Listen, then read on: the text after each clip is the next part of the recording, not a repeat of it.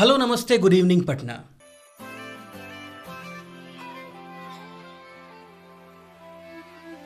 जी हाँ, हम हाजिर हैं आपका फेवरेट शो लेकर। जी हाँ, जिसे आप कहते हैं युववाणी। जी हाँ, आज के दिन हम सुना करते हैं सैटरडे कैफे। तो हमारे सैटरडे कैफे में आज आई हैं एक बेहतरीन सी कवि जिनका नाम है स्मृति। आई होप आप सबों को बहुत ज़्यादा मनोरंजन मिलने वाला है आज। तो इस बेहतरीन सी ठंडी शाम में हमारे कार्यक्रम में जी हाँ मौजूद है स्मृति। तो बहुत बहुत स्वागत है स्मृति आपका हमारे इस कार्यक्रम में। तो कुछ बताएं अपने बारे में हमारे दोस्तों को। मेरा नाम स्मृति है। मैं अभी पटना विमेंस कॉलेज से पीजी कर रही हूँ। मेरा सब्जेक्ट है इंग्लिश और मुझे बचपन से ही इंग्लिश पढ़ने में बहुत मज़ा आता था। मैं इंग्लिश की किताबें बहुत जल्दी ख़त्म कर लिया करती थी, इवन हिंदी भी। तो दोनों लैंग्वेजेस पे मेरा पकड़ बहुत अच्छा रहा है शुरू से ही। तो आपने ये जो कविताएं लिखनी शुरू की, आखिर किस लैंग्वेज में आप लिखती हैं कविताएं? मैं दोनों लैंग्वेजेस में लिखती हूँ कविताएं, इंग्लिश में भी और हिंदी में भी। ऐसा जी माना जाता है कि यहाँ बिहार में स्पेशली इंग्लिश जी से लोग डरते हैं, लेकिन इंग्लिश ऐसा डरने वाली कोई सब्जेक्ट नहीं है। जी आप आसानी से उसे समझ सकते हैं और लिख भी सकते हैं। हिंदी में भी मुझे रुचि थी। मैंने जब मैं ग्रेजुएशन में थी तब से मैंने लिखना शुरू किया। सबसे पहले मैंने लिखा तो मैंने मम्मी को पढ़ाया, उसे भी बहुत अच्छी लगी। फिर धीरे धीरे घर में सबको पढ़ाया, सबने बहुत सराहा। तो ऐसे धीरे धीरे करते करते मेरी शुरुआत हुई। जी बिल्कुल। आखिर भाषा सीखना थोड़ा कठिन हो सकता है शुरुआत में, लेकिन अगर रुचि दिखाई जाए, अगर सच में कोई सीखना चाहता है तो भाई किसी भी भाषा को सीखना नामुमकिन तो नहीं। सही कहा आपने। और भाई हमारी ये जो भाषा है हिंदी, जिसमें आखिर हम बात करते हैं, हमारी ऐसी एक भाषा इतनी सुंदर सी। तो आपने क्या कोई कविता ऐसी लिखी है भाई हिंदी में जो आप हमारे ऑडियंस को सुनाना चाहेंगी?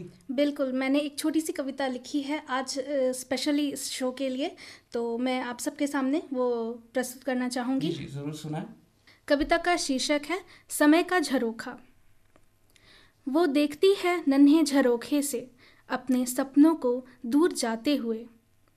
रोकना चाहा था मगर उसने रोका नहीं। दिल भर आया है मगर वो रोई नहीं। समेटे हुए है खुद को रफू करके। डोर थोड़ी कच्ची है, तहजीब से सजी है वो। धागों से बनी है वो मगर खुल के कभी बिखरी नहीं। भरोसा है उसे खुद पर, ऊंचाइयों तक जा पहुंचेगी एक दिन।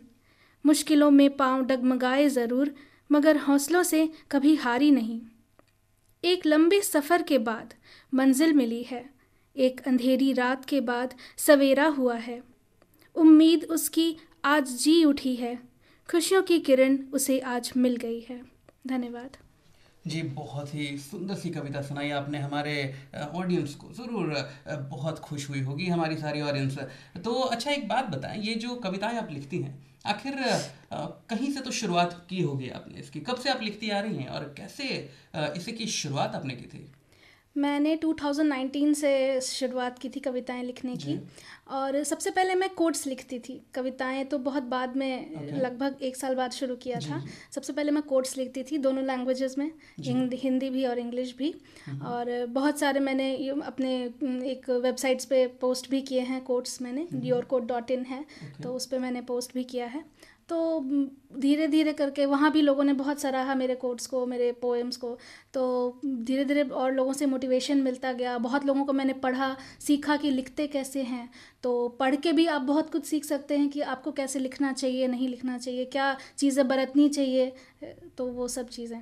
जी बिल्कुल। आखिर लिखने के लिए सही बात है भाई, दूसरों का लिखा भी अगर पढ़ा जाए तो इससे काफ़ी प्रेरणा मिलती है और लिखने की जिज्ञासा और भी ज़्यादा जागती है। सही कहा आपने।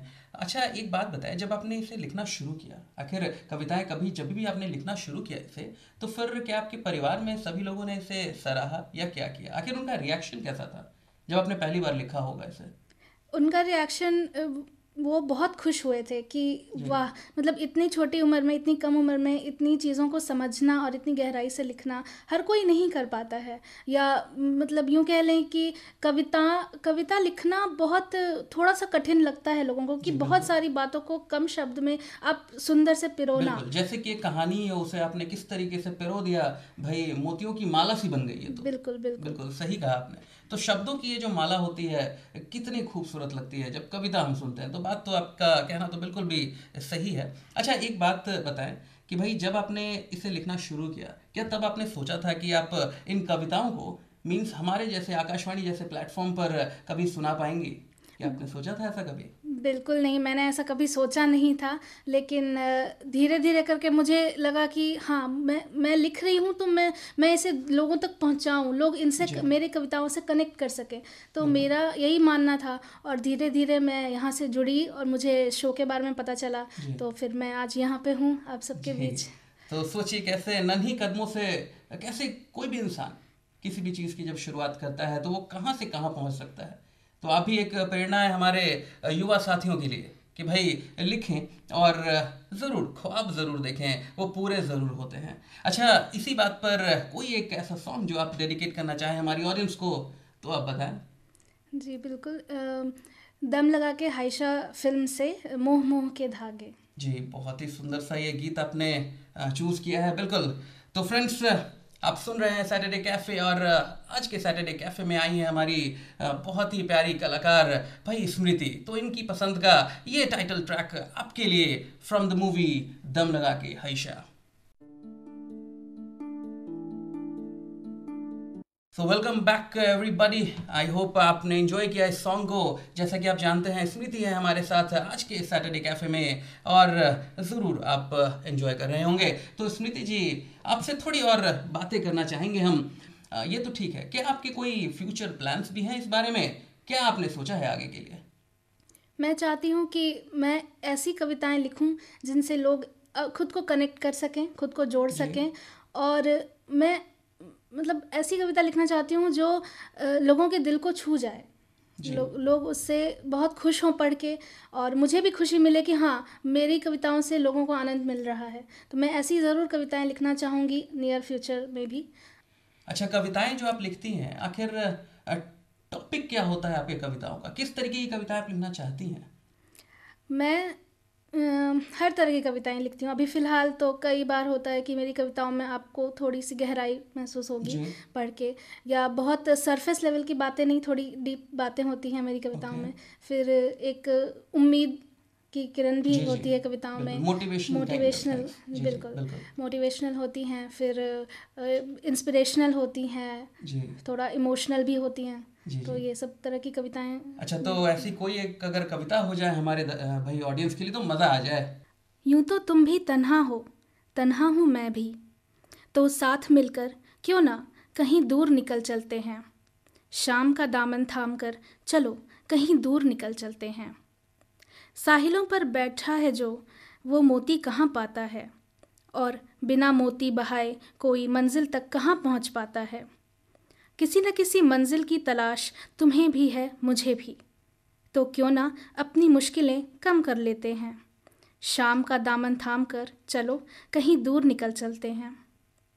खुद से हार कर कौन जीत पाया है, जीत की उम्मीद ने ही हौसला दिलाया है। यूं तो खुद को हौसला देते हो तुम भी, मैं भी, तो चलो अपने हौसले साझा कर लेते हैं। शाम का दामन थाम कर चलो कहीं दूर निकल चलते हैं। कुछ रास्ते सचमुच रास्ते हैं, तो कुछ हैं भुलावा। सपने कुछ चांद जैसे हैं, खूबसूरत और प्राप्य। भटकाव कुछ तुम्हारे हिस्से भी हैं, कुछ मेरे भी, तो मिलकर अपनी रोशनियां बांट लेते हैं। शाम का दामन थाम कर चलो कहीं दूर निकल चलते हैं। धन्यवाद। जी, बहुत ही सुंदर कविता सुनाई आपने। ज़रूर हमारी ऑडियंस को ये बहुत पसंद आया होगा। तो साथियों, आप सुन रहे हैं आकाशवाणी पटना 621 किलो हर्ट्स पर और न्यूज़ ऑन एआईआर ऐप पर। आई होप आप एंजॉय कर रहे होंगे हमारे आज के इस सैटरडे कैफे को। हमारे साथ हैं स्मृति जी। अच्छा स्मृति जी, आप एक बात बताना चाहेंगी कि भाई कुछ ऐसी बातें जो ध्यान में रखनी पड़ती हैं कविताएं लिखते वक्त, हमारे आखिर कुछ युवा दोस्त भी ज़रूर ऐसे होंगे जो लिखना चाहते होंगे, तो कुछ उनके लिए ऐसे सजेशंस हो जाएं। बिल्कुल। जो भी लिख रहे हैं, जो अभी भी चुपचाप लिख रहे हैं अपनी डायरीज़ में, अपने कॉपी के पीछे वाले पन्नों पे, उनसे मैं यही कहना चाहूँगी कि आप खुलकर सामने आएँ। आप अपने लोगों को, अपने आसपास के लोगों को अपनी कविताएं पढ़ाएं, अपने दोस्तों को, अपने कलीग्स को, जो भी हैं पढ़ाएं और उनसे रिव्यू लें। कुछ वर्ड्स आपको लगता है कि आपके पास कम है तो आप वोकैबुलरी पे थोड़ा ध्यान दें, मात्राओं पर। कई बार मात्राएं, नुक्ताएं ऐसी होती हैं जो नहीं लगाने पे शब्द का मतलब भी बदल जाता है, तो उन पे भी ध्यान दें। और बाकी आप अच्छा लिखते हैं, ये विश्वास के साथ आप आगे बढ़ें और अच्छा और लिखें। आखिर लिखना बेहतर तो भाई लिखने से ही होगा। बिल्कुल। सही कहा आपने। आज का सैटरडे कैफे हमारा यहीं संपन्न हो रहा है, तो आपका बहुत बहुत धन्यवाद स्मृति जी हमारे इस शो में आने के लिए। अच्छा चलते चलते एक और आपके पसंद का अगर सॉन्ग हो जाए हमारी ऑडियंस के लिए तो मज़ा आ जाए भाई। बिल्कुल। मेरा एक और फेवरेट सॉन्ग है जो है लुटेरा फिल्म का मोंटारे। जी ओके ओके, ज़रूर आपका ये सॉन्ग, ये फेवरेट सॉन्ग हमारी ऑडियंस को भी ज़रूर पसंद आएगा। तो चलिए दोस्तों सुनते हैं इस आखिरी साउंड ट्रैक को। इसी के साथ मैं आपसे अलविदा ले रहा हूँ आज के दिन, और मिलेंगे दोबारा अगले प्रोग्राम में। नमस्कार। नमस्कार।